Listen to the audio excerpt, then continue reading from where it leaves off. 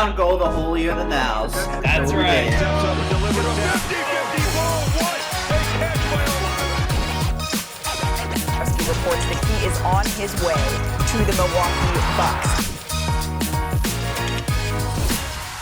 He's not getting his happy ending this time.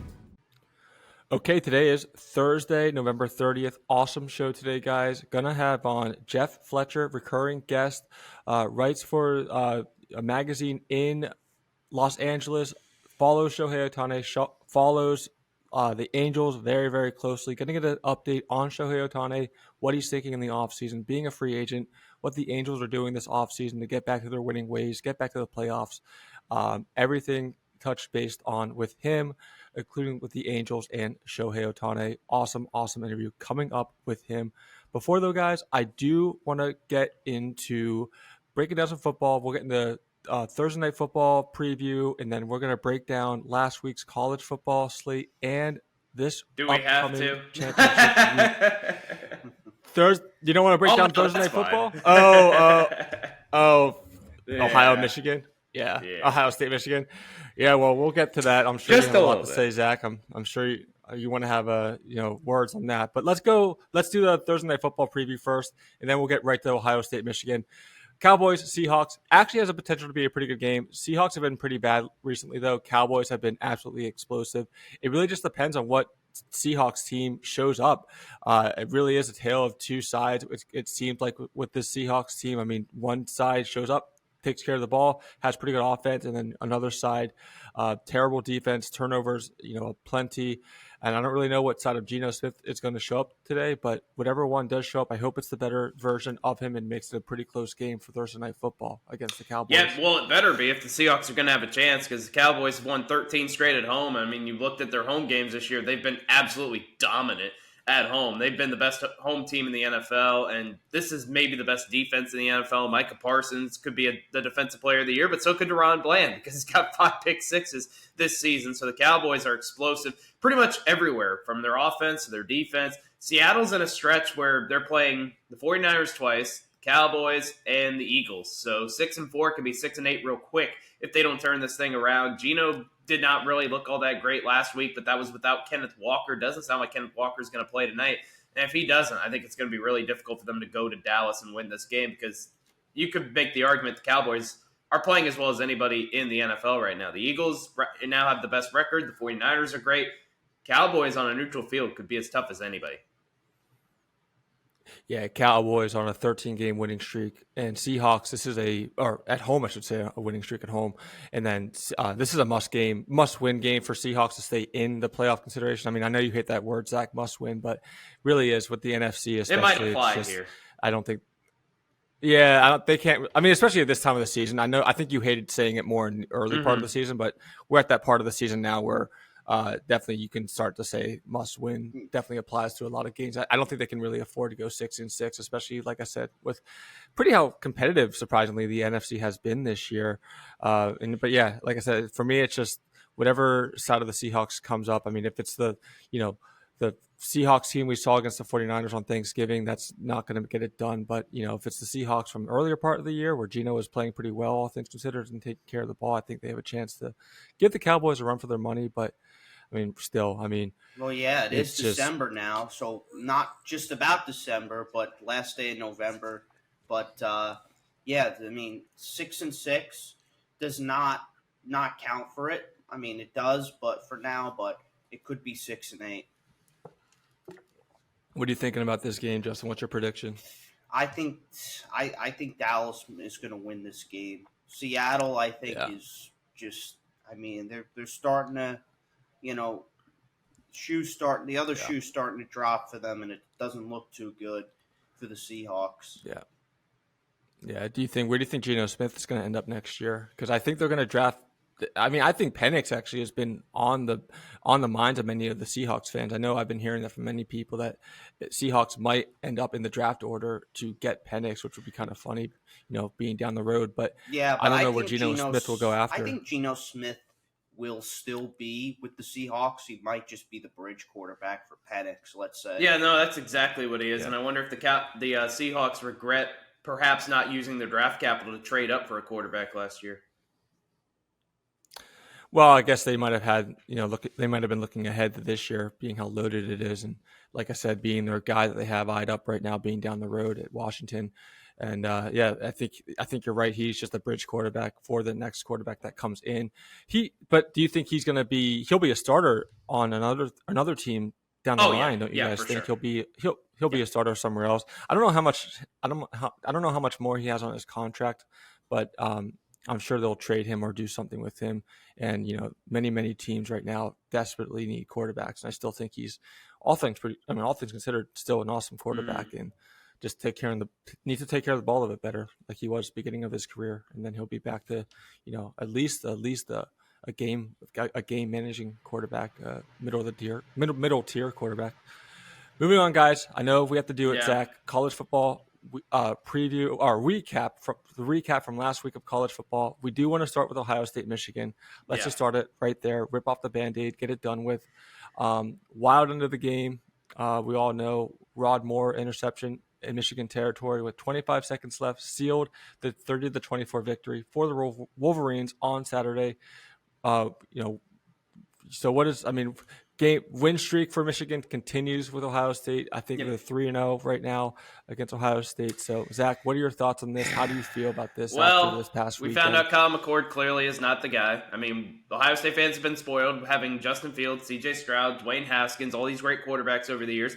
And it's obvious that Kyle McCord is not one of those guys. And Marvin Harrison Jr. can only take you so far. He's one of the best players in all of college football, certainly going to opt out before Ohio State's bowl game. But the fact of the matter is the team that wins the rushing department always seems to win this game. Michigan won the rushing department yet again. And this Ohio State defense, which has been so good for so long this year, last year they gave up a lot of big plays. This year it was more of a bend but don't break. But the problem is Michigan's last drive started with 8 minutes to go. And by the time Ohio State got the ball back, there was only a minute to go. So they let Michigan just run the ball down their throats and basically eat up time. And here's the thing about Ryan Day. He's 56-7 as a head coach. That's on the surface, it's great. He's 1-6 against top 5 teams, against teams that I say is equally talented. Ohio State wins 10 games a year by showing up because they are the most talented team in the Big Ten. Yep. Ryan Day needs to be able to elevate his team in those games where the talent is relatively equal, and he's never been able to do that. So I'm not saying Ryan Day should be fired, but I think he needs to take a long look in the mirror because Ohio State had lost one time to Michigan under Jim Tressel and Urban Meyer, and he's already lost 3 times to them in the last 3 years. So he's got to take a long look in the mirror. A lot of things have to be different. I realize Michigan's a better team than they were in those days, but Ohio State had every opportunity in the world to win this game, and they just didn't do it because Ryan Day, I think the last 2 years, in 2022, he prepared to beat the 2021 version of Michigan, which, that version was not the team last year. And I think this year he prepared to beat the 2022 version of Michigan. So something's wrong in the coaching department. Michigan's a great team, certainly, but Ohio State had every opportunity to win this game, and they didn't do it. So hearing the fans in Columbus, we're starting to lose patience with Ryan Day a little bit. Yeah, no, the last time the Buckeyes lost 3 straight in the rivalry was back in 1995, 1997, Zach, like you kind of alluded to. Before Day came in, Ohio State have won 8 straight of the matchup between Michigan, 15 of 16 against Michigan overall. It's been bad. Sharon Moore outcoached Day. Yep. Michigan went for 3-on-3 on 4th downs, implemented its backup quarterback for a couple of plays as well. Got him in the game. Definitely just outplayed him. Kyle McCord, like you said, not really the guy. Blake Corum dominated the Buckeyes, though, 22 carries for 88 yards and 2 touchdowns. He got the yardage and the scores when they needed. Well, that's the thing. Ohio State did a pretty decent job against the run. Like Michigan last year broke a lot of big plays. It really didn't do that this year, but Sharon Moore going for it on 4th down. Ryan Day didn't go for it on a 4th down at his own 46-yard line when he had an opportunity to do that. Ryan Day comes into this game and he coaches scared. It seems like he's paralyzed by the moment where Sharon Moore just let it all hang out. And that's really kind of the difference. Ryan Day's the last couple of years against Michigan is coach not to lose. And if you coach not to lose, you're invariably going to. What do they have to do to make the playoffs? Well, what has to happen, I should say, ahead of them to make the playoffs? Besides the obvious, the team losing. So I think it would be Georgia has to beat Alabama, certainly. Oklahoma State has to beat Texas. Mm-hmm. I think Louisville has to beat Florida State. And I think if those three things happen, I think Ohio State would get in, because then it would be Georgia, Michigan, Pac-12 winner, Ohio State. So I think all three of those things have to happen. My guess is that's not going to. Yeah, we'll get to Florida State in a second here. I don't really know what – I feel like Florida State has to – even – I feel like – well, we'll get to that in a second. I feel like Florida State has to dominate Louisville this weekend. Have a chance I think they're in. Stay in it, especially with Travis. Yeah. You think so? Do I think they're one of the four best teams? Not necessarily, but I don't think that an undefeated Power 5 champ's getting left out. Yeah. Well, let's move on, though. We'll get to them in a second. Washington has first undefeated season in Pac-12 history. Yeah, how about that? Yeah, right. I mean, a great decision to go for it on 4th and 1 on Washington's 29. Ended up winning the game, obviously, for Washington. Awesome win for them. Did get the Apple Cup by beating Washington State this past weekend.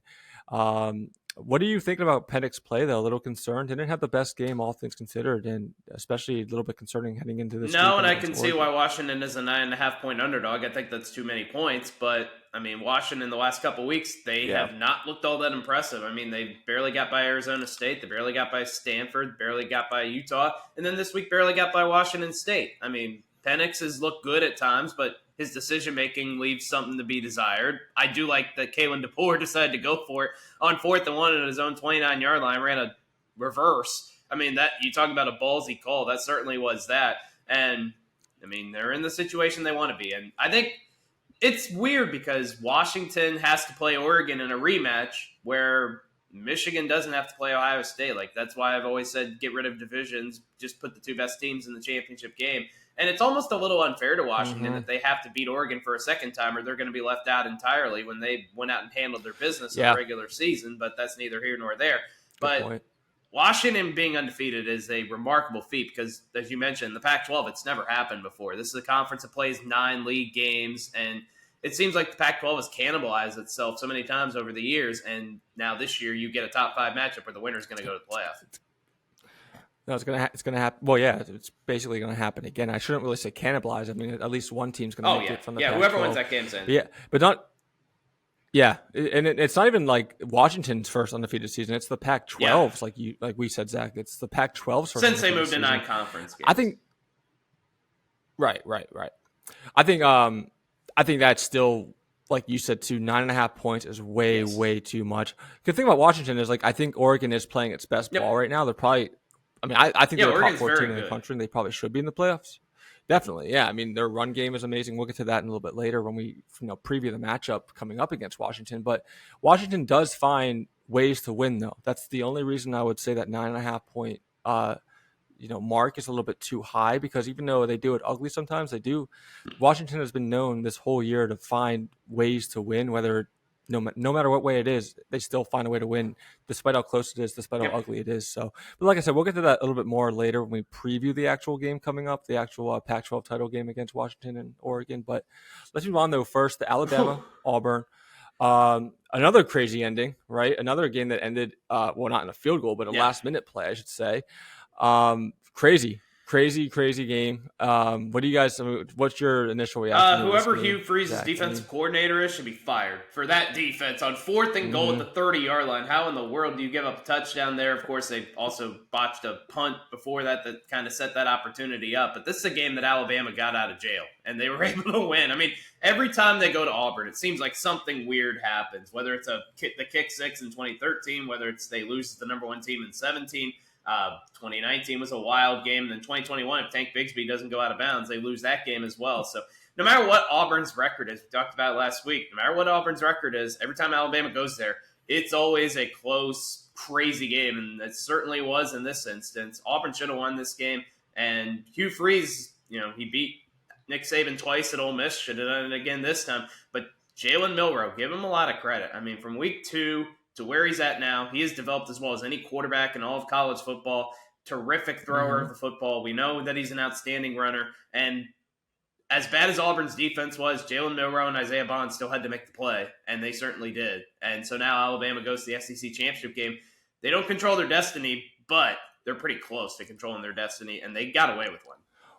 Well, I was going to ask that. I mean, do you think it's enough just to beat Georgia to be in it, or do you think more has to happen too? I mean, in all likelihood, if they beat Georgia, they're going to get in. The only thing that would not put them in the playoff, I think, is Florida State wins, Pac-12 winners getting in for sure. Michigan, you can't put Alabama in over Texas. You just can't, because Texas beat Alabama by 10 points in Tuscaloosa. So that's the only scenario that I think Alabama and the SEC in general would get left out. Now, there will be some big arguments over that, but there is no justification whatsoever for putting Alabama in over Texas.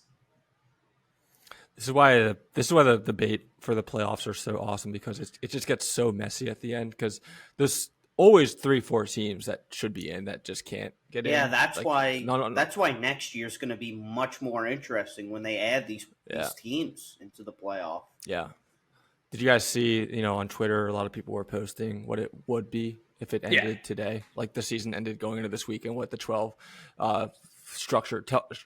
team structure would be. It looks awesome. I can't wait. Some of the matchups are awesome too in the first round, not even the second. So yeah, I can't wait for it, and it's going to be messy for sure. And I can't see a world where both Alabama and Georgia get in. There's just no way I can see that. But I still do think FSU has a chance to be left out, even if they do win against Louisville, because I think the committee definitely wants to put the best teams in, obviously. And even though they're going to be undefeated, they still lost Travis, and I think they still have some issues as well.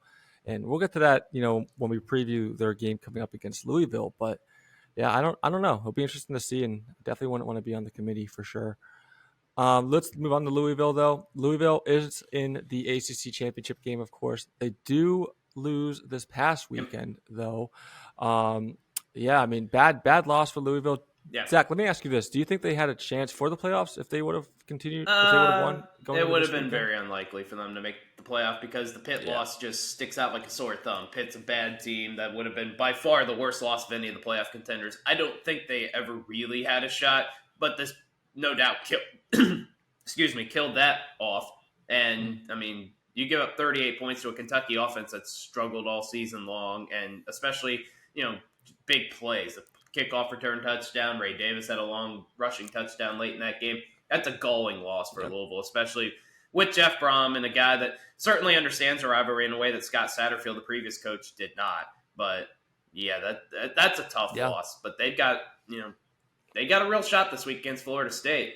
It started on Sunday. The line started at 6.5. It's all the way down to 2.5 on Thursday. Oh, they definitely have a chance. I think Louisville absolutely has a chance against Florida State.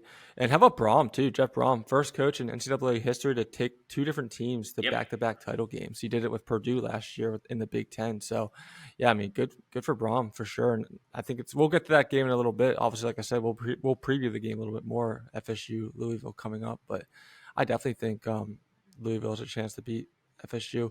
Kentucky, though, just a shout out to Kentucky. Ray Davis continues to be unbelievable. Obviously, their season's probably, they'll get a bowl game, Kentucky probably. Yeah, there we go. Ray Davis has just been unbelievable this whole year. 14 carries, 76 yards, 1 touchdown. He's just been the biggest the biggest piece of offense for Kentucky the whole season long. He's been playing absolutely amazing. So just shout out to Kentucky. Good win for them. The running game is what obviously did help Kentucky take down Louisville this past weekend in Lexington. It wasn't. I think it's in Louisville. Oh no, was it in? Yeah. Louisville. Iowa, Nebraska. Terrible game. I watched it at the gym. It was terrible. Iowa averages 18 points a game on the year. After this Saturday, unfortunately we will preview. There's not much to preview there. The game they have against Michigan coming up, but yeah, this game was just terrible. Six of the lowest point totals on record have come from Iowa games over the past 2 years. The record of NCAA, 6 of the lowest point totals have come just from Iowa games. I don't really know what else we have to really say about this game, to be honest, but it's just Big Ten West awful. They open up as 21.5-point underdogs to Michigan. That should never the best part's on DraftKings. You can get an over-under for how many points I was going to score in a half. It's the over-under is 0.5. Really? Yeah. And a half? Points. Wow. You get bet whether they're going to get shut out or not. So, what do you think? Do you think 10 points would be a massive victory? If Iowa scores Iowa 10 points, game? that's a massive victory. I think that's about what it's going to take for Michigan to win the game. Maybe they might, if they score a touchdown, that might be enough. He's they might though, because if Michigan gets up by so much, they might just obviously take their foot off the gas a little bit. But Iowa's punter though, he's been pretty good. Torrey Taylor, he's probably been the best punter all season. That's really all Iowa has to its name. I mean, that's a good point. I mean, he's a master at pinning teams though. He's so good at pinning teams, and is definitely he'll have a chance in the NFL for sure. I mean, the way he plays. So, but yeah, Big Ten West just awful. Even though Iowa's 10-2, they are not among the top 2 teams in the Big Ten. And like I said, we said it last week. Ohio State, Michigan was the Big Ten title game. Let's move on though. Let's actually start the preview championship week. I do want to start with Oregon and Washington. Let's start with that game first. Going to be a big. I expect a lot of scoring. Washington has 8.8 yards per play. They're first in the nation, and Oregon is third most points per game in the nation. Michael Penix, Bo Nix. Not really much else to say.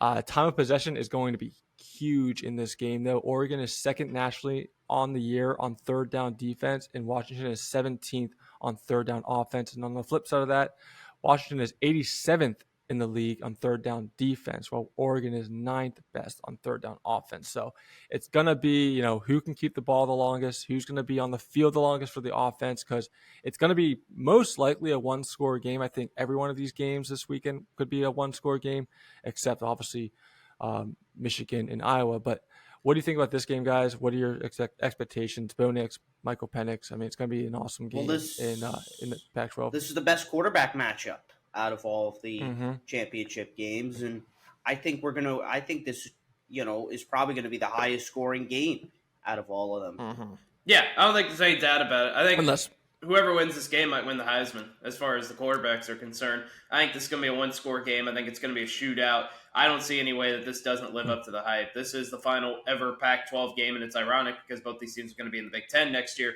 But, I mean, Oregon's playing as well as anybody in the country. Washington beat Oregon. They've kind of been scraping by the last couple weeks. Maybe they're just kind of saving everything up for this game. I think it's going to be fantastic.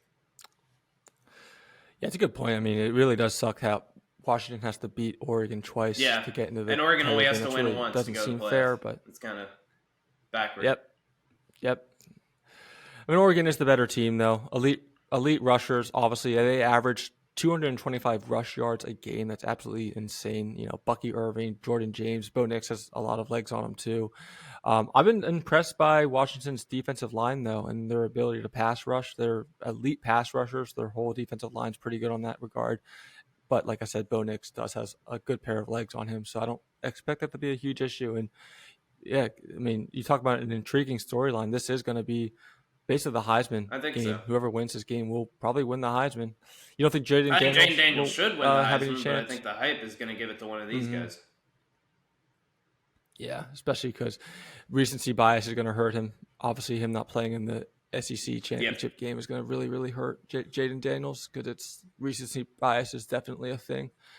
Let's move on, though. SEC championship game, Georgia, Alabama. I mean, Alabama leads the SEC in scoring defense at 15.8. Kind of weird there. It's definitely going to be the best defense Georgia has probably faced all year long. Do you think so? And that's what best offense maybe too. Yeah, which especially with how Jalen Milroe has been playing. I think Georgia's going to win. I think Georgia's been the more complete team this year. I think offensively, Carson Beck has been fantastic. The running game started to pick up the last couple weeks, and I think the better defense belongs to Georgia. Now, I mean, Alabama won this game in a similar spot a couple of years ago, so nothing would surprise me. Alabama is undefeated at Mercedes-Benz Stadium, including a couple of national championship games and a playoff game. But I think Georgia's going to win. I think it's going to be close, but I would say Georgia wins like 31-27. I think this might be the best game of the weekend. It has to be error-free for Alabama. Not like last week. They had 8 penalties, 8 really costly penalties. They've been having some Yeah, their turnover issues offensive as well. line This is has kind to of be error. leaky at times, and Alabama's won a lot of games close. South Florida, they struggled. Arkansas, they struggled. Auburn, they struggled. They're going to have to up their level of play against Georgia, but, don't count out Nick Saban.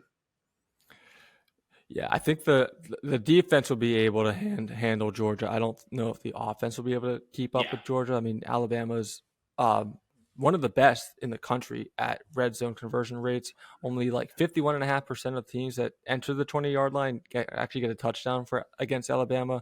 Amazing pass rushers, Dallas Turner, Chris Braswell, secondary, Kool-Aid McKenzie, Taron Arnold. They definitely have the defense to stand up against Georgia. I don't think their offense is going to be it's not going to be able to stay in tune, though. And I think, like I said, I agree, Zach. Georgia probably will end up giving Alabama their first loss at Mercedes-Benz. Alabama's better at turning the ball over, though. They do force more turnovers and are better at that in that area than Georgia, but still not going to be able to keep up offensively. Big 12 title game in Arlington, Oklahoma State, Texas. Longhorns seeking their first league title game since 2009. Yeah, that's something. Both teams, you wouldn't expect that, right? It's been a while. Doesn't seem like it's that long ago, but 2009 is definitely a long time. Texas, both running the ball and stopping the run. I mean, they can run the ball and they don't allow people to really run the ball against them either. I do think Texas is going to win this game. It's a must-win for Texas, obviously, to have any chance to make the playoffs. They've held the last 5 opponents to under 100 yards of rushing. Of rushing.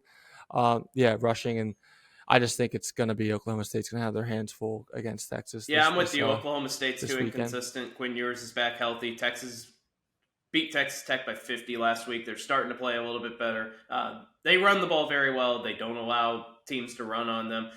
Oklahoma State is led by Ollie Gordon, one of the best running backs in the country, but if he gets stopped, their passing game's been iffy this year, and I don't expect Texas to let Ollie Gordon go off, so I like the Longhorns here. Their last game ever in the Big 12. Yeah, right. It's sad, but yeah, we'll see. I don't have much else to really say about that game, but we do. I mean, we already touched base on Michigan, Iowa a little bit. Hardball will be back.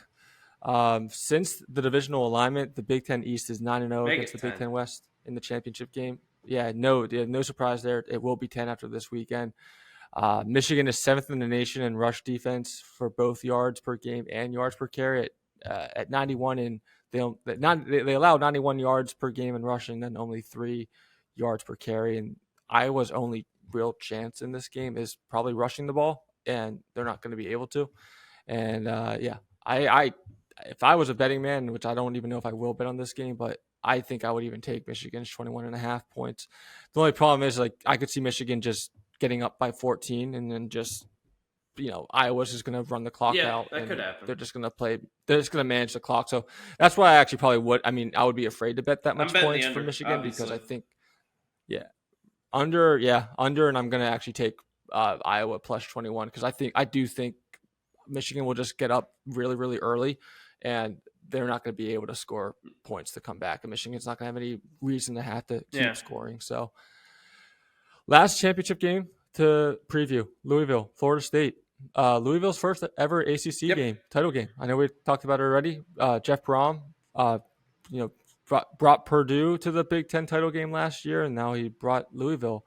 Rodemaker, I think Tate Rodemaker for FSU is going to struggle against Louisville's defense. Louisville is one of the best defenses in the league. He struggled against Florida last week, only threw for 134 yards and had a season low for the Seminoles at 24. So it's going to be a tough game.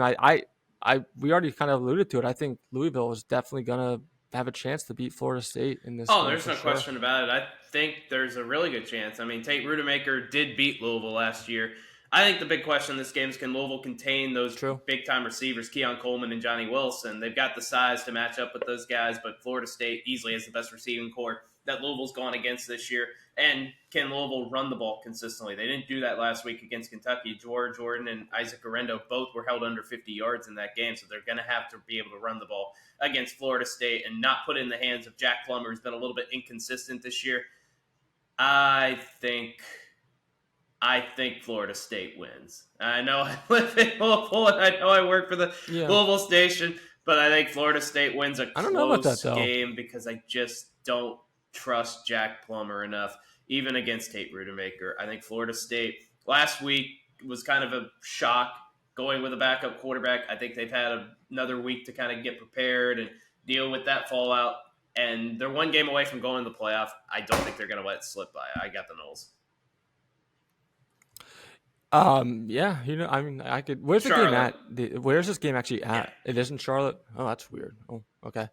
The other group of 5 games, group of 5 championship games going on. I think the best way to handle this is we're not going to really have to go over all of them, but what games do you guys think is the most intriguing out of these group of 5 championship games going on? I'll start us off. I do want to see if the Liberty can stay undefeated. Liberty already had its first perfect regular season in the program's 50-year history. They just got into the top 25 in the team's the whole team's history of time. Obviously, only one of the 5 undefeated FBS teams, and yeah, I mean they've had an awesome season, and I want to see if they can remain undefeated after this weekend when they end up playing New Mexico State, which they've been playing pretty good too. So I think it might actually be a pretty good game, and I would love to see Liberty, have that perfect season. Yeah, I want to see if Tulane they've been really building back something to the New Year's Six for the second straight year, which they probably would do if they beat SMU. Remember, they beat USC in the Cotton Bowl last year. Yeah, so that's your most intriguing of these. Justin, do you have anything you want to say about these games? As I say, group of 5 championship games coming up. I mean, we'll go with Georgia and Alabama, right? I mean, those are just easily the most intriguing games and pretty much obvious. I mean, Georgia's going to try and get into the college football playoffs again as the number 1 seed for trying to go for a three-peat, and Alabama being, could play spoiler. Yeah. Miami, Toledo, I don't really have much to say. Boise State, UNLV. Yeah. I don't really, overshadowed, of course, by the by the bigger games. Complainers of the week. Let's start with complainers of the week before heading into our interview with Jeff Fletcher. Zach, what is your complaint? Yeah, my complaintive of the week is everybody pointing at Ryan Day's record and being like, 56-7. He's a great coach. Look, as I mentioned, 1-6 against top 5 teams. He's beating everybody he's supposed to beat. He's not beating the good teams. That just doesn't fly at Ohio State. You got to beat Michigan. People outside of the state of Ohio do not understand how important that game is. And you lose 3 in a row, that's a fireable offense. He's not getting fired after this year, but he's under a lot of pressure now. And I don't want to hear people justify Ryan Day being a great coach just straight on record. Look at the teams in the Big Ten, outside of Penn State and Michigan. You and I would go 40-0, 41-0 against Rutgers, Maryland, Iowa. Like, of course he's winning those games. If he doesn't win those games, it's a bigger story than anything else. So, yes, look past the straight record. Look at the record against the quality opponents, and it's just not there. Yeah, well, we said it before. All they care about is Michigan, Ohio State. Ohio State has 3 goals every year. Win the Big Ten, beat Michigan, win the national title. Yeah. He's going to go 0 for 9 the last 3 years. That's not good enough. Well, really, those are all kind of the same. to beat Michigan, you win the Big Ten by beating the Big Ten. Yes. You don't win the national title by having a chance Michigan, for the playoffs. You get to the playoff, yes. Yeah. Well, having a chance for even the national title is. You go 2 out of 3, that's fine most years. But you cannot go 0 for 3, and he's done that 3 consecutive years. Or he's going to, unless they somehow backdoor their way into the playoff, which I don't expect. Right. My complaint of the week, I'm going to go with Mark Cuban. Selling the Mavericks. Selling majority stakes in the Mavericks. He'll still have a little bit of stakes, I think, is the way I look at it. But yeah, I mean, he's leaving Shark Tank, selling the Mavericks. It's kind of a shame. He's one of the most fun owners in probably all of sports, really all of professional sports. He's one of the most fun owners that we have, and he's going to be selling the team. He's not going to really be around the team anymore. I know there's a lot of speculation on what he's thinking of doing. I've heard maybe even like running for president is something that might be on his radar, but he's definitely clearing up some spots, clearing up his time. Like I said, he is selling the Mavericks, and he's leaving Shark Tank too. After the 16 years that the show's been in existence, he will be leaving that as well. So kind of sad. I mean, I like Mark Cuban. I think everyone loves Mark Cuban. He's a fun guy, fun millionaire. And we'll be seeing less of him going forward. Justin, you have a complaint of the week? I know you were kind of struggling to find one. So go for I'll it. go with the Patriots here and Bill Belichick. I think it's time to get rid of him. I think it's time to move on from Bill Belichick. I know the dynasty and all the 6 championships throughout the 24 years of his coaching. I mean, I think that it's time to I think it's time to move on. And another thing, I don't think that we should just let Bill Belichick walk out the door. I mean, especially with Robert Kraft running that team. I mean, he's probably going to let Belichick walk out the door or not. But I think there's going to be a change at the end of the year. Yeah, I don't think he can stop him from walking. He can pretty much do whatever he wants at this point.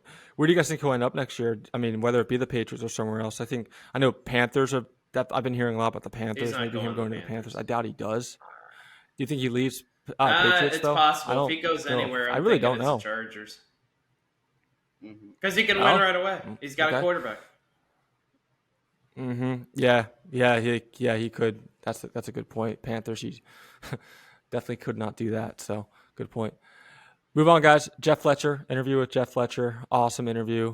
Breakdown Shohei Ohtani. He's been a free agent now for a month plus. So, actually more than a month because they didn't even go to the playoffs. So, he's been pretty quiet, all things considered, but a little bit of an update he can give us. Update on the Angels as well, what they have to do in the offseason. Angels pretty much have expectations to go to the playoffs at least every single year, and they haven't been doing that, especially with Mike Trout. What's happening with Mike Trout, what any rumblings of what he might do in the offseason as well. So it's just overall awesome interview with him. And without further ado, let's head to Los Angeles and talk to Jeff Fletcher. Okay, we now head to the West Coast and talk to recurring guest Jeff Fletcher, from beat writer for the Orange County Register. Jeff, how you doing? I think we had you back on. I think we had you on first early March, if not end of February, before right when the MLB was, I think, getting a little bit, underway with training camp and everything still going on too. But I know we talked about Shohei Ohtani at that time. It was his last season as an Angel going into that season. Season is over now. We'll break down the Angels, talk about how they did this year, expectations going forward, offseason plans. But obviously, do want to start with Shohei Ohtani. Updates with him, updates with his free agency. Now that he is a free agent, season is over for the Angels. I don't want to start off too general, but what have you been hearing? What are any new updates, exciting updates about where he might be going next season? Is he, who he's talking to? What have you heard? What is the rumblings going on regarding him and where he might end up next year? Well, there really are no updates and no rumblings because his agent and him are keeping it all very quiet, and they actually have told teams that they want them to keep it quiet too, because they would actually hold it against the team if word leaks about who they've talked to. So I think we're all still just going with the same assumptions that we had before this all started, which would be, teams that could win and on the West Coast probably have a little bit of an advantage, but it's certainly not limited. I think the Cubs are a team also that people expect to be in there, and the Rangers obviously won the World Series, so they're going to be in there too. But beyond that, let's talk about the Dodgers, Angels, Giants, Padres, Mariners. Those kind of teams, I think, are the most likely. Although maybe the Padres and Mariners, for different reasons, maybe dropped a little on that. But I would say the Dodgers, Angels, and Giants probably are the top three in some order. Yeah, and you think he is going to – because I know you mentioned the Rangers. Obviously, the Rangers just won the World Series, but you do expect him to stay on the West Coast, then it sounds like. I mean, I just think that that's where his preference was before, and that there are some good choices on the West Coast. But I wouldn't rule out entirely. The Rangers and Cubs were also in the mix the first time when he limited his initial list to 7 when he first picked the Angels. The Rangers and Cubs were both on there, and they both seem like reasonable destinations now. So I would include them too. What do you think? I've heard before about Shohei Ohtani, him being very quiet. I know his agent keeps him very mum, keeps it, doesn't really mention a lot about him, keeps his private life and professional life really just under wraps and doesn't really give much to reporters, say much to the media.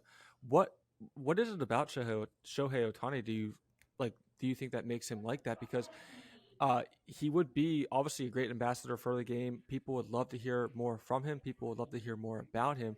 So why do you think, in general, between him and his agent, he is so secretive, so quiet, as far as giving information out to the media? I think it's just his nature. I think he wants to focus 100% on baseball, which I think is necessary to do what he does. You can't have a lot of outside distractions and still be able to compete at the level he competes as a pitcher and a hitter. And I think that honestly, there's not really a whole lot going on there besides baseball. So it's not like we're missing out on some big story about how he's got all these wide-ranging interests besides baseball. I think he's very focused on baseball, and I think that he wants to eliminate distractions as much as possible. And I think a part of that is not talking to the media very much. Let's talk about his injury that he had this year. Obviously, limited his pitching ability at the end of the season there. Do you think that's going to hurt his stock going forward in the free agency? Do you think that's going to hurt his contract negotiations and maybe even lose him some money next year wherever he signs? Well, the answer to that is yes. It's going to hurt. He's not going to get as much money as he would have gotten before, but that's sort of a relative statement because he's still going to get probably the most money ever. And he would have gotten even more than that. I think if he'd finished the year healthy as a pitcher, then I think we would have been talking about like $500 or $600 million.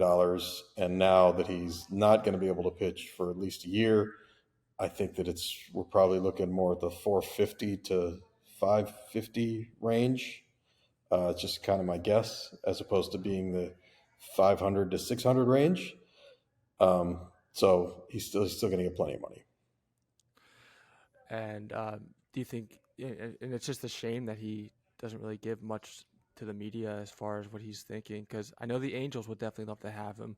And we can talk about that right now, about just the Angels, the season they had this year, and maybe anything they need to do going to the off season here, because the Angels, again, many would consider, and I know you would probably consider too with the fan base in LA there, definitely underperformed, didn't really meet expectations that they had going into this season. So what is it, what are they going to change in the offseason, regardless of Shohei Ohtani, to help them be a playoff team and reach the expectations that the fans have for this team, especially with Trout still there as well? Yeah. I mean, the main thing they need to do to be better is just get more out of the guys they already have. It's not so much that they need to add 5 or 6 guys. They do need to add some, but most of their improvement, if they're going to have it, is going to be from the guys who are on their team right now being better and being healthier than they were in the last year. Obviously, Mike Trout is number one on that list.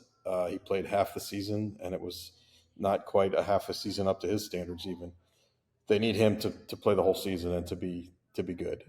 They need Anthony Rendon to play at least most of the season and be good again too. And then you look at their pitching staff. In 2022, they actually, I believe, were 9th in the majors in ERA, which is plenty good enough to be a good team. Yep. And then a lot of those same guys, basically everybody who returned from 22 to 23 got worse as a pitcher. So they need to figure that out. They need to figure out how to get those guys back to where they were.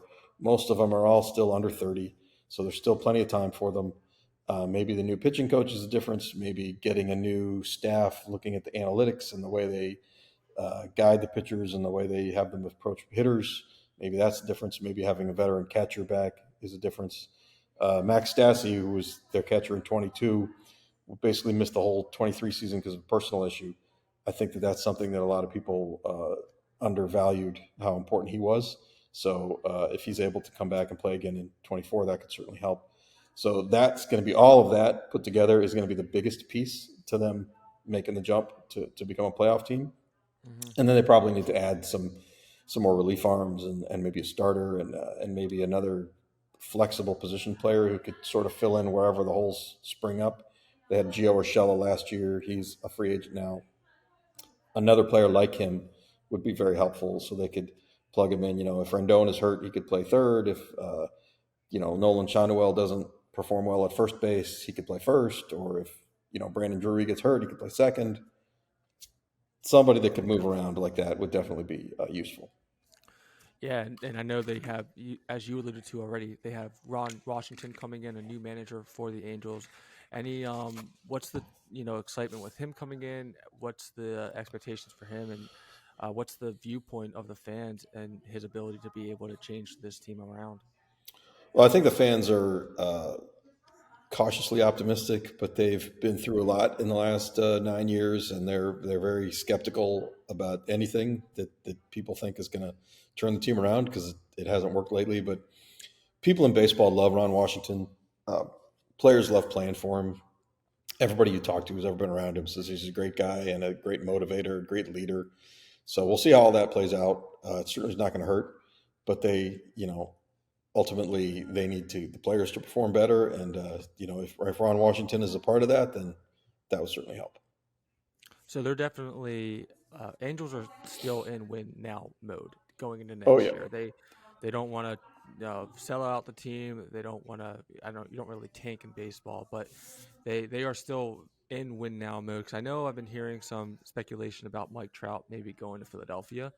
I know he's from South Jersey. Obviously, I'm not sure if you heard anything more about that potential trade coming down, in the winter. Mike Trout's not getting traded. I can tell you that. Maybe somebody is going to play this back 3 months from now, and I'm going to look stupid. But I'm 99.9% sure that he's not getting traded because he's really hard to trade. First of all, he's 32, and he's been injured for basically a lot of the last 3 years, and he's got $250 million left on his contract. Yep. So that's a hard contract to move. If you do, it's going to be. Look at the Nolan Arenado trade when the Rockies traded Nolan Arenado to the Cardinals. The Rockies did not get some huge windfall of talent. They basically just got some of the contract off the books, and it was a favor to Nolan Arenado, basically. So that is what the Angels would be looking at for Mike Trout, and I just don't think that they want to do that. Their owner, Artie Moreno, is a very competitive guy. I don't think he wants to just give away Mike Trout and pay him half of his salary to go play for somebody else. And I also don't think Mike Trout wants that. I think that Mike Trout really, he knows that he hasn't lived up to what he expects of himself over the last 3 years. And he wants to be himself. And if he goes and requests a trade, it's sort of like saying, hey, I want to get out of this, losing environment, when he knows that part of the reason they've been losing is because of him. Because of him not being himself. And so I think that that's kind of a bad look to sort of put the blame on the team and say, I want out of here. You guys have failed me, when he is responsible also, which he would be the first to tell you. So for all those reasons, plus if you go to like a place like Philadelphia, or New York, and you start to be hurt and underperform, that's not a great environment that you really want to be in. So I don't think that Mike Trout wants to put himself into that situation. I think that he wants to get himself healthy, perform the way he has performed, and help the Angels win. If we'd been sitting here and he had 3 straight phenomenal seasons and the Angels were still terrible around him, I think we'd be having a different conversation. But just where he is in his career, I don't think it makes a lot of sense for him or the Angels or another team to take him at $250 million for 7 years for a 32-year-old. So for all those reasons, I think it's talk about Mike Trout being traded for sure. Spotlight would be on him and him not playing his injuries, and it sounds like he still has a lot more to prove to Angels fans for what you're saying as well. And you mentioned how hard he is to trade. I think he's averaged only 79 games over the past 3 seasons. I know, the Phillies payroll.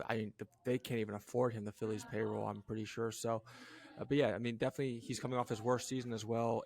0.858 OPS, and a career high 28.7 strikeout rate in his 82 games he played last season, again with injuries. So yeah, he's a little hard to trade, and might not be the best year to even do it, considering the year that he just had. But I think it's good to hear that he'll stay at Los Angeles, because I like him as an Angel, and he can always go back to the East Coast later in life. Who knows? But what is a big name I know you kind of mentioned already about the Angels in the offseason, their offseason plans, what they have to do next year to kind of get them back to winning ways, get them back in the playoffs.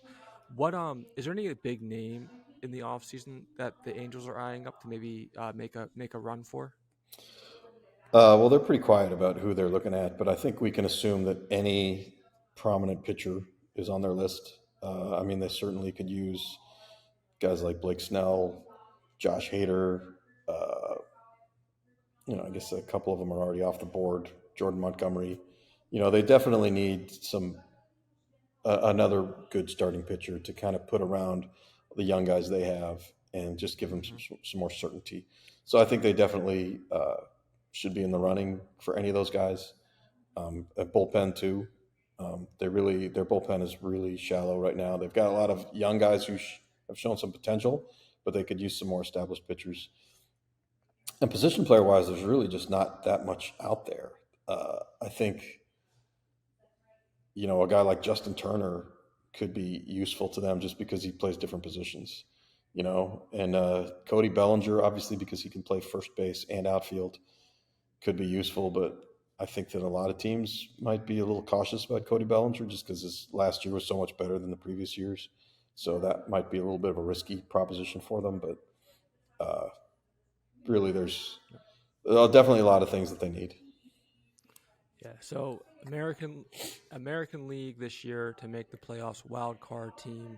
That was about 89, 90 wins. Blue Jays got in with 89 wins. So let's just say to be safe in the American League next year, have to win 90 games to be one of those wild card teams. Might be hard to win the division, obviously, with the Astros and Rangers, unfortunately, in your division, but do you feel confident in this team making the right moves in the offseason to maybe get 90 wins and get the team back into the playoffs, which is what, of course, all the fans want to see? I mean, it's hard to say. Right. As I said before, I don't think that the moves they make this winter are going to be the difference.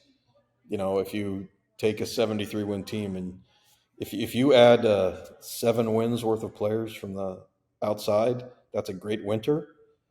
That would get them to 80. So that's still not good enough. The rest of those wins have to come from the guys they already have. So I think that's going to be the biggest difference. Sandoval, Detmers, Canning, Shonwell, Neto, Ohapi, Moniak, Trout, Rendon. All these guys have to do better. And they all can do better. We've all seen better from them. So that's going to be the question.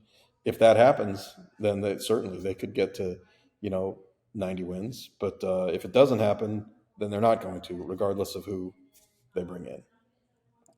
What's your take on, just in general, talk some general MLB now, general baseball, what was your take on the rule changes they've had this year? I'm assuming you liked it. I think it's been regarded pretty highly by everyone. I don't think many people had a problem, especially with the pitch clock this year. Many people did like it. But I do want a second part of that question. What is your take on the bickering and the complaining that we've had about the playoff structure this year? I know a lot of people were arguing about the bye for the top seeded teams that hurts the top seeded teams. Baseball teams aren't used to having weeks off. So what was your overall position just on the rule changes we had this year going into the season? And then second part of that question, like I said, was what was your take on all the feedback and all the backlash about the playoff structure the MLB is receiving lately?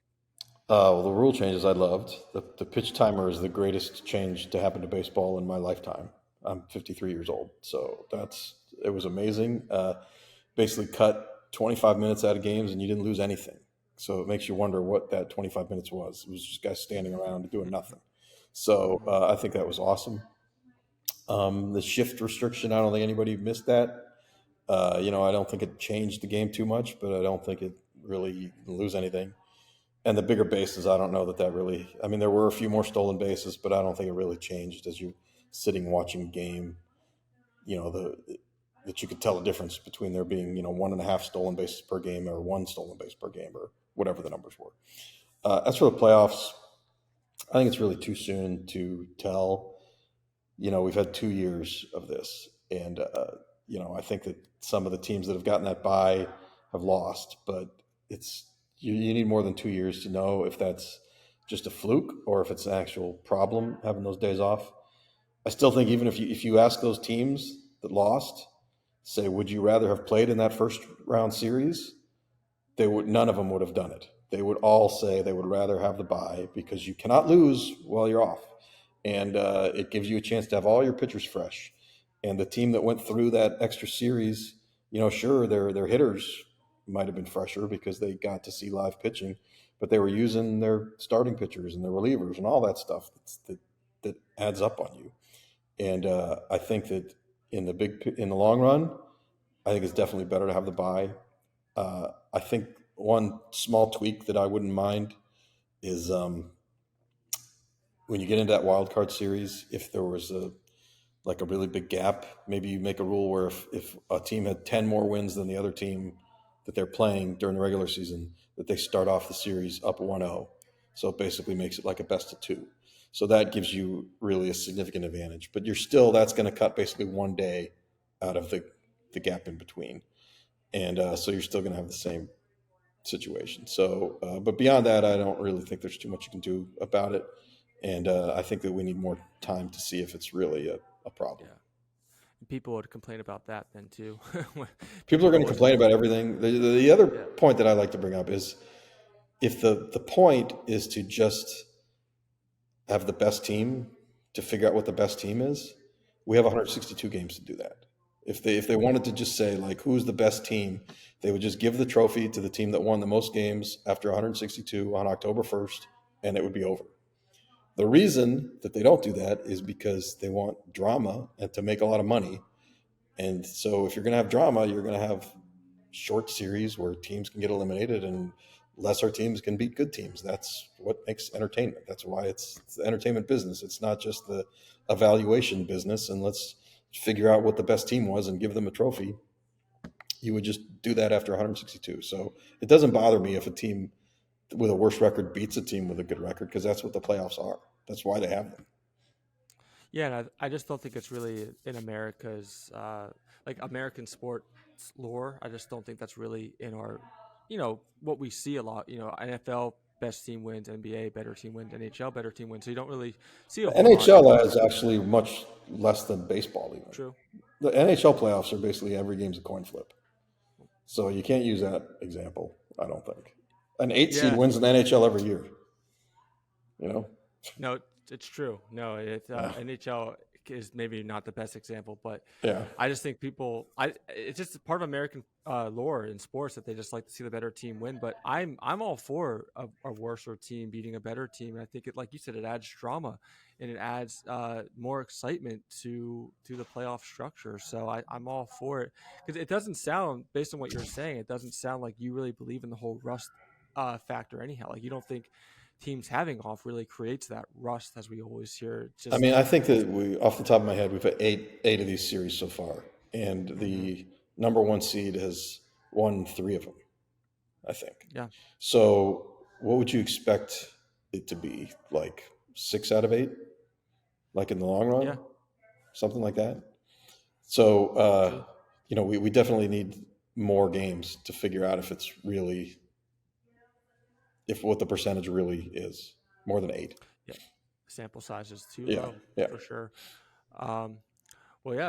Jeff, this has been awesome. Like I said, I really appreciate your time. This has been really nice talking baseball with you. Any predictions going into next year? Any big sign you could see another team making? Anything you've been hearing in the rumblings, as we can, as baseball kind of hits its obviously quiet season right now. As training camp is going to start happening here soon too. Any major predictions that you might hear down the line that a team could make, whether it be the Angels or another team? I try not to make too many predictions. It makes me look stupid when I'm wrong. No, I don't. So I don't blame you. We'll see. I don't blame you. We'll all wait and see what happens. How's the book going? Showtime. It's great. That story of Shohei Ohtani. Yep. There was an updated version of it that came out this year that included the 22 season and the WBC. So anybody who didn't buy the book the first time around could still pick it up on Amazon or wherever you buy books. And hopefully if Ohtani does end up on another team besides the Angels, that all that team's fans will want to buy the book to get caught up on how he got to where he is. So we'll just see what happens. I'm sure there'll be an update at that point too, maybe next year after all said and done. Potentially, We'll see. but yeah. So full name, Showtime, the inside story of Shohei Ohtani and the greatest baseball season ever played. You can find that at anywhere, right? Amazon, wherever they sell books. So, well, Jeff, And the it's been paperback, awesome. is the updated one. So if you have a choice of Perfect. two, you should pick up the paperback. I for one, am a fan of paperback over hardcover. So, well, Jeff, this has been awesome again. I really appreciate your time coming on again, recurring guest, and we'll have to be in touch and have you on again in the future. Okay, talk some Angels, and let's see maybe after what happens with Shohei Ohtani, maybe discuss some things more then too. All right. Thanks for having me. All right, Jeff, we'll be in touch. Okay. Okay. Okay, let's finish up with makers and fakers of the week. Justin, who is your maker? My maker of the week is the Denver Broncos. They've really turned that team around, and for Sean Payton and Russell Wilson winning their last 5 games, there's not going to be a coaching change in Denver. There's not going to be a quarterback change in Denver. Obviously, with the way things are going, the Broncos might be a wild card team in the AFC. And for the Broncos, who knows? They could even be a contender in the AFC. The AFC is still wide open, in my opinion. The Chiefs, the Ravens being at the top right now. But could the Broncos be a sneaky team? They could. They could be a sneaky team in the AFC. It's wide open. Even even teams like the Dolphins, Jacksonville. I mean, I know we said the Dolphins haven't beat a over 500 team, but they have beaten the Broncos at the beginning when they put up 70 points on them. But now the Broncos are a much different team from that point on. So I'd say the Broncos are my maker of the week, and they could be a dark horse in the AFC. They tied they're tying the Eagles for the largest winning streak in the NFL right now. So that's kind of weird to have the Broncos name aligned with the Eagles and something very weird. For my maker of the week, I'm gonna go with Tolea Tagovailoa. I always get his name wrong. Tua's brother, obviously at Maryland. Tolea, he became the Big Ten all-time passing leader. Threw for 361 yards and 3 touchdowns while completing 24 of 31 passes at Maryland's 42-24 victory over Rutgers at the end of the season. He surpassed the Big Ten's passing record with this performance, previously set at 11,163 by former Purdue quarterback Curtis Painter. But now, after this Saturday's past victory against Rutgers, he now holds the Big Ten all-time passing record at 11,256. So yeah, I mean, kind of a sneaky little stat there. Maryland, obviously not a very good team this year, but Tua's brother getting it done in the Big Ten. He eclipsed 3,000 yard mark each of his last 3 seasons. This year marked the second time he's thrown for 25 plus touchdowns in a single year, and he has a 67% completion rate. I mean, he's been balling out in Maryland. Hasn't really gotten the recognition because the team is so bad, but overall, I mean, now he leads the Big Ten in all-time passing leader. So good for Tualia. Zach, what's your... My maker of the week is going to be Jordan Love. 22 of 32, 268 yards, 3 touchdowns against the Lions. And you see his stats through his first 11 games are eerily similar to Aaron Rodgers' stats through his first 11 games. Jordan Love is the last couple games started to look like the future of the Packers. And I don't know if he's going to turn out to be Aaron Rodgers or Brett Favre. But the Packers aren't drafting a quarterback this year. I think we've seen enough development out of Jordan Love that he's earned himself an opportunity to play next season. And a Packer team that people were talking about a couple weeks ago is one of the worst teams in the NFL. Now all of a sudden 5-6, and you look at the wild card standings with the Vikings losing against the Bears the other night. Packers have a realistic path to get into the postseason now, and it's because Jordan Love has really played well. And he didn't really do it with much of a running game on Thursday. I mean, the leading rusher was A.J. Dillon. He had 43 yards rushing. So it wasn't one of those where they helped him out and he just happened to make plays. Jordan Love looked like a franchise quarterback on Thursday, on Thanksgiving. He was spectacular. Jordan Love's my maker of the week. Yeah, under the bright lights too. You know, Thanksgiving, that's only game on at that time. A lot of people were watching.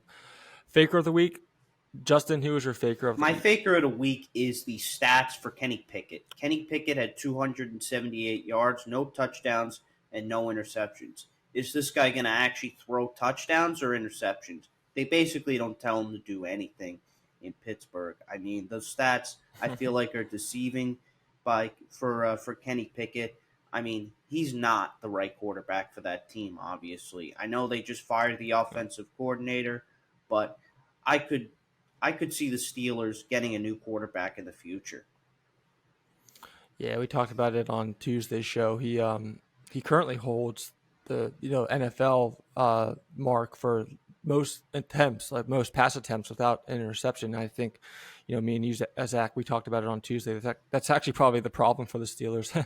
They need him to be a little bit more, a little bit more aggressive with the ball, especially now that Matt Canada's gone. Especially, and we saw it a little bit this past weekend against the Bengals. So hopefully they can keep that going. My faker of the week, Lakers. They've looked very, very flat over the past few weeks. Playing well in the in-season tournament, one of the best records in the in-season tournament, but I don't think people really care about that. No one really cares about that, actually, even the players. Got blown away by the Sixers this past week. I think it was Monday night maybe that happened, or Sunday night.